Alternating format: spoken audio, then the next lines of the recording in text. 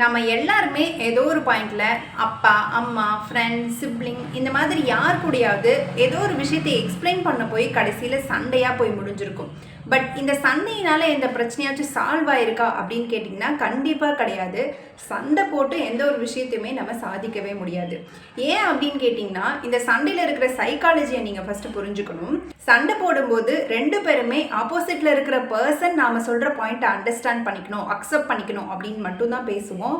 ஆப்போசிட்டில் இருக்கிற பர்சனோட பாயிண்ட்டை லிசன் பண்ணி அதை அண்டர்ஸ்டாண்ட் பண்ணிக்கணுன்ற மென்டாலிட்டியில் இருக்க மாட்டோம். அதனால தான் அந்த ஆர்கியூமெண்ட் கண்டினியூ ஆகிட்டே இருக்குது. பட் எல்லார்கிட்டையுமே இந்த மாதிரி சண்டையாக தான் போய் முடியுமா அப்படின்னு கேட்டிங்கன்னா கண்டிப்பாக கிடையாது. A healthy argument is very different.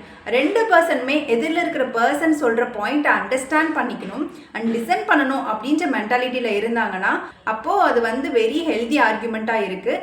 அந்த ஆர்கியூமெண்ட்டுக்கு கண்டிப்பாக ஒரு சொல்யூஷனும் கிடைக்கும். பட் சிலர்கிட்ட மட்டும் நீங்கள் எது எக்ஸ்பிளைன் பண்ண ட்ரை பண்ணாலும் எப்போ ட்ரை பண்ணாலும் அது ஆர்கியூமெண்ட்டாக தான் போய் முடியுது அப்படின்னா பிரச்சனை உங்ககிட்டயோ இல்லை நீங்கள் எடுத்துகிட்டு போகிற டாப்பிக்லேயோ இல்லை எதிரில் இருக்கிற பர்சன் கிட்ட தான் இருக்குது. ஏன் அப்படின்னு கேட்டிங்கன்னா இந்த பர்சன் நீங்கள் சொல்கிற விஷயத்தை லிசன் பண்ணணும், அண்டர்ஸ்டாண்ட் பண்ணிக்கணும் அப்படின்றத விட அவங்களோட பாயிண்ட்டை தான் நீங்கள் கேட்கணும் அப்படின்ற ஒரு டாமினேட்டிங் மென்டாலிட்டியில் இருக்கலாம்.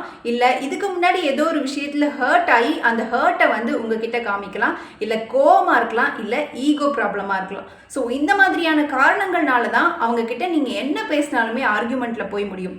So silence and distance are the very strongest answers than fighting back to the person who always turns conversation into argument. At least இதனால் உங்களோட நிம்மதியாச்சும் மிஞ்சும். ஸோ நீங்கள் எது பேசினாலும் ஒருத்தவங்க கிட்ட ஆர்கியூமெண்ட்டாக போய் முடிகிற மாதிரி இருக்குது அப்படின்னா நீங்கள் அந்த பர்சன் கிட்டேருந்து கொஞ்சம் அமைதியாக விலகியே இருங்க. அதுதான் உங்களுக்கும் உங்களோட நிம்மதிக்கும் நல்லது.